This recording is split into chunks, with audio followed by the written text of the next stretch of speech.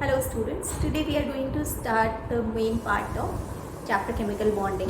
So, introductory part you have studied in the last video, in which you have studied that why do atoms combine together to form molecule. Because in the definition of atom you have studied atom is the smallest species which takes part in chemical reaction but does not stay together, except but there are some exceptions like helium, neon, which are inert gases. They can stay aloof or in atomic form, but otherwise all the atoms stay in molecular form or in combined form. So they exist in a combined state. So what is the cause of this combination? What is the reason behind atoms to stay together? What forces them? So there are basically two reasons which are accepted. First reason says they need to achieve their octet, that is a stable configuration.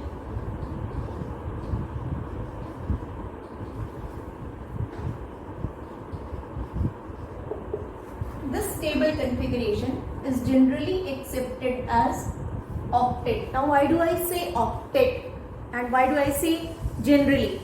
First let us try to understand the meaning of the octet. Octet just means there are 8 units, and what we are talking about, the bonding we have studied in chemical structure, that is these are electrons which are responsible for any kind of bonding. So whenever there are 8 electrons in a shell, now which shell we are talking about? We have studied whenever we are drawing an atom, it is the outermost shell which takes part in chemical bonding. So if we have 2 electrons here and 4 electrons in the second shell, which is the outermost shell, so which atom we are talking about? It has to be carbon. 2 plus 4, that is 6 electrons. Now this carbon has only 4 electrons in outermost shell. In all it has 6. So what we count is the number of electrons in outermost shell. So the moment number of electrons in outermost shell become 8, it is called as octet. Now how does this carbon achieve an octet? How does this 4 electron system gets into 8 electron system? For that you have studied one molecule, that is methane. It combines with 4 hydrogen atoms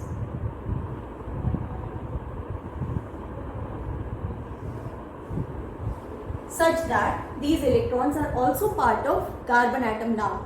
So now we can say in all there are 8 electrons in the outermost shell of carbon.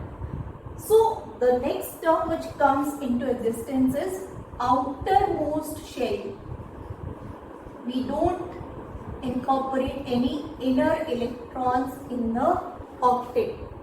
So if carbon had 4 electrons in outermost shell, this outermost shell has to get 8 electrons, and then only it is called octet. Not that 6 plus 4, that was 6 plus 4 becomes 10, so that will not be 8 or something.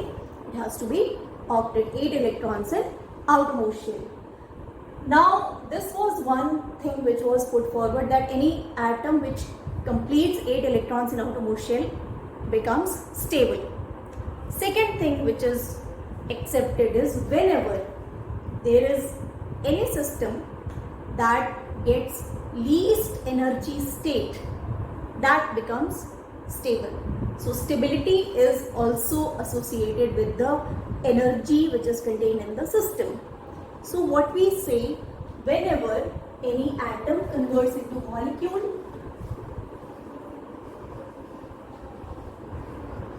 which is more stable, you know, it is molecule which is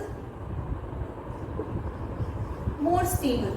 So just now we have studied one which is stable has to be associated with lesser energy. So whenever atoms combine together to form a molecule, always they lead to comparatively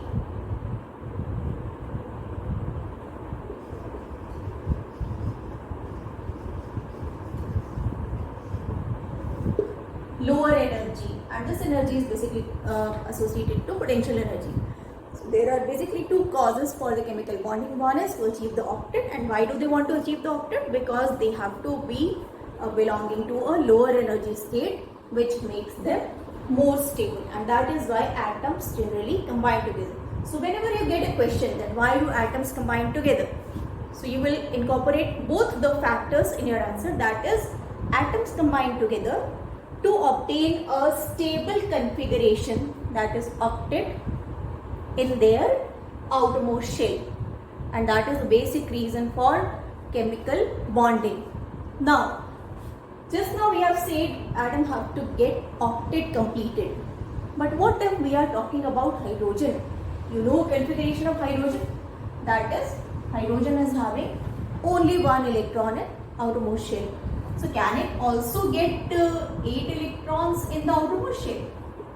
Is it possible to get 7 more electrons to be entered in just first shell, which is very, very small?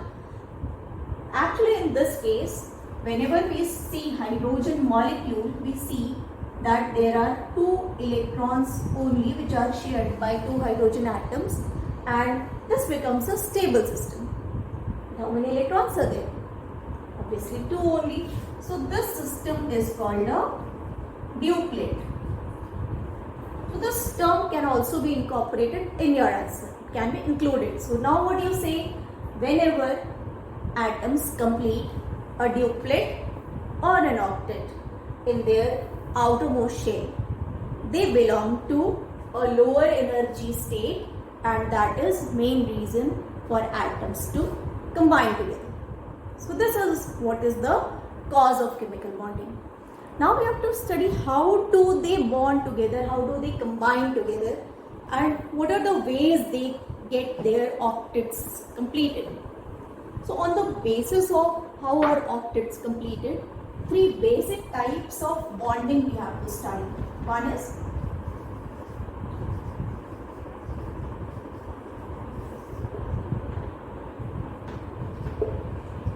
electrovalent bond,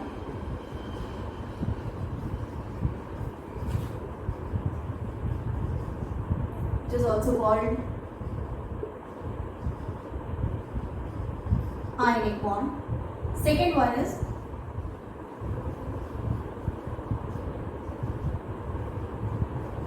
covalent bond, and the third one which you have to study is coordinate bond.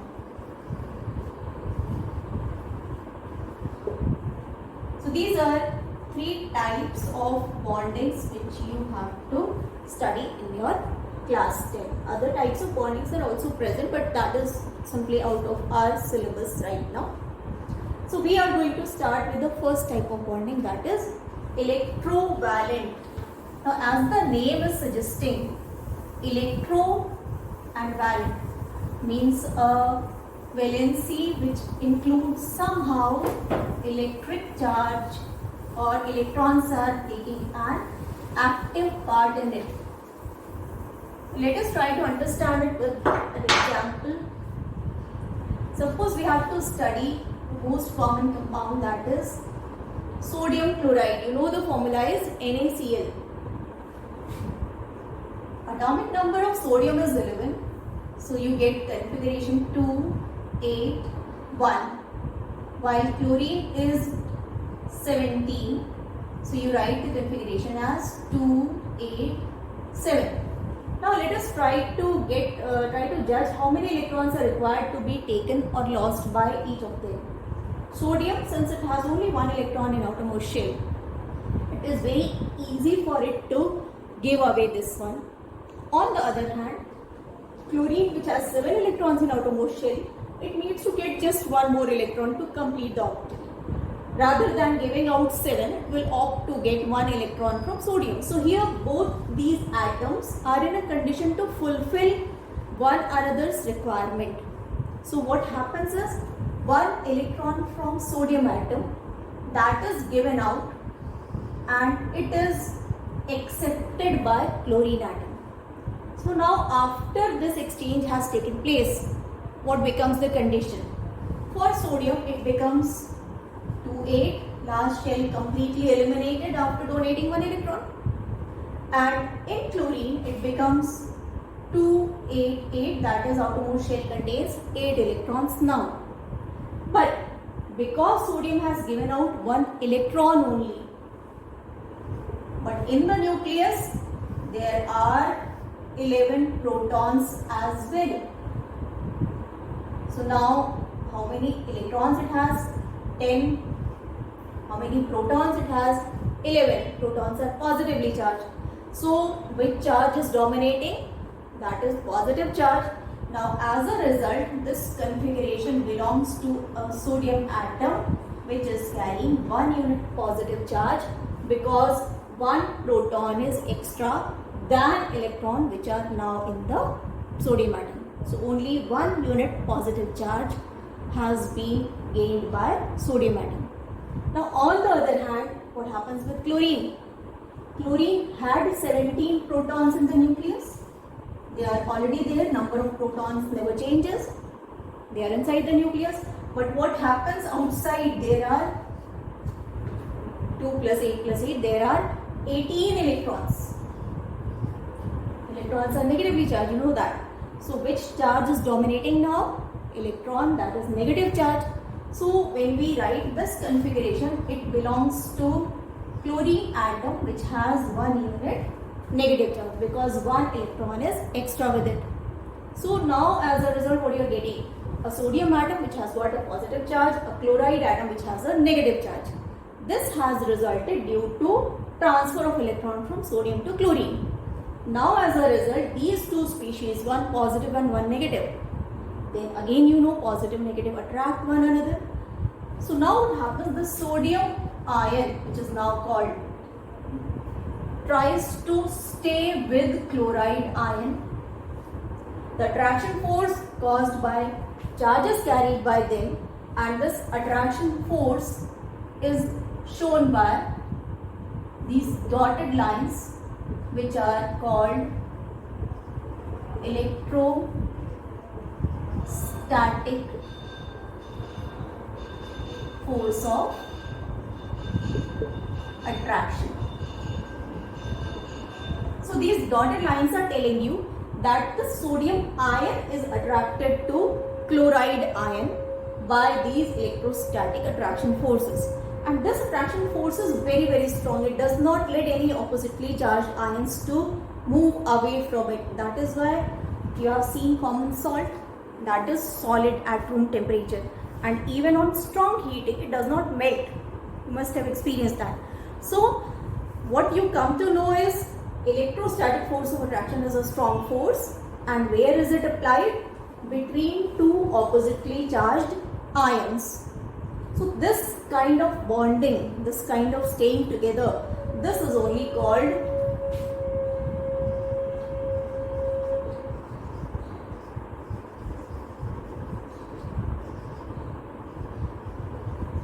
electrovalent bond. Now when you are going to define in short, what is an electrovalent bond? So bond is the causal force which makes two things stay together. So what are staying together in this case, particularly ions? And what kind of attraction force is there? Electrostatic force of attraction. So now what do you say about electrovalent bond? Whenever two oppositely charged ions stay together due to electrostatic forces of attraction, this kind of bond is called as electrovalent bond. So can we get it?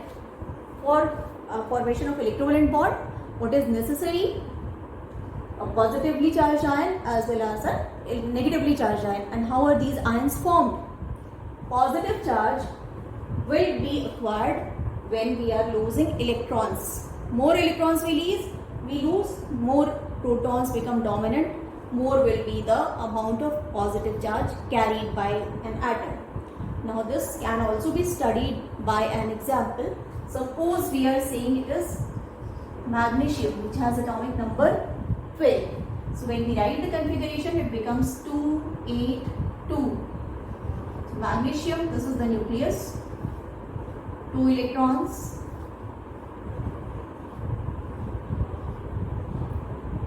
Then 8 electrons in the second shell, and this is the third shell which is having 2 electrons. That is the case for magnesium atom. Now if magnesium has to become stable, how many electrons it has to lose? You can see in outermost shell there are 2 electrons. one from here and one from here, both the electrons will be lost, and as a result this 2-8 configuration will be achieved. Now because 2 electrons are lost, so what will be the charge on remaining atom? That becomes minus 2 electrons. That gives you magnesium atom which is carrying 2 unit positive charge because 2 electrons have been lost. Now since magnesium is giving out electrons, there should be some atom to accept the electrons as well. So which is that? Can we take chlorine? Simply yes. But how many electrons one chlorine can take? You have seen it is 7 electrons in outermost shell of chlorine. It can take only 1 electron. After that it will become stable. So for the second electron, the same atom will not be able to take. What will happen then? So simply this chlorine will get some other chlorine atom to accept the second electron. So how many chlorines are required to take up these 2 electrons? Basically there are 2 chlorine atoms which can accept these electrons. So this will be accepted by 1 chlorine to get Cl minus. This will be accepted by second chlorine to get Cl minus, and as a result what you are getting is compound. We can write it is 1 Mg which is carrying 2 unit positive charge. It is combined with 2 chloride ions and forces of attraction. They are again electrostatic forces of attraction. So this is another example of electrovalent bond. So this is how